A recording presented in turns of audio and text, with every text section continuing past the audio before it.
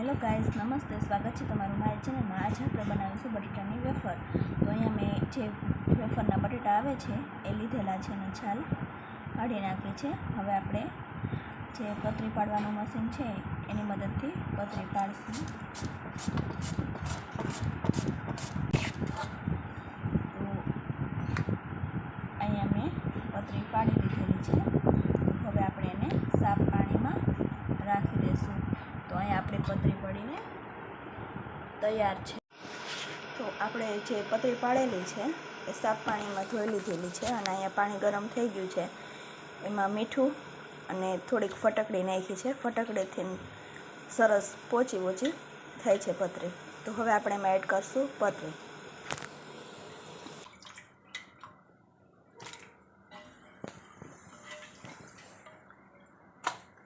तो હવે આપણે એને 10 મિનિટ માટે કૂક થવા દેશું, જ્યાં સુધી આપણી પતરી પાકી ન જાય ત્યાં સુધી।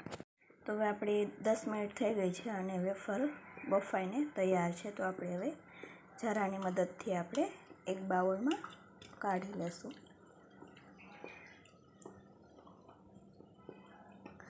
તો અહીંયા મેં બાઉલમાં કાઢી લીધી છે। હવે આપણે એને તડકામાં સૂકવી દઈશું। तो अपनी बाफेली वेफर ने मैं अँ सूकवी दीधी है। तो तमे जोई सको छो कि अपनी वेफर सूकवाई गई है ने तैयार है। तो हवे आपणे एने तड़का में आखो दिवस माटे सूकावा देशुं। तो अपनी वेफर सूकाईने तैयार है। तो जोई सको छो कि केवी थई गई है। हवे आपणे तेल मूकी दीधुं छे।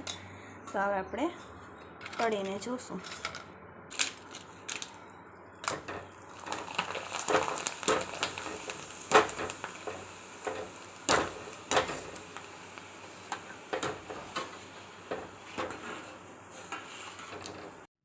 तो તમે જોઈ શકો છો કે આપણી વેફર તળાઈને તૈયાર છે। તો ફટકડી નાખવાથી સફેદ અને પોચી બને છે વેફર। ને ઘણા લોકો બહારનું ખાવાનું પસંદ કરતા હોય છે।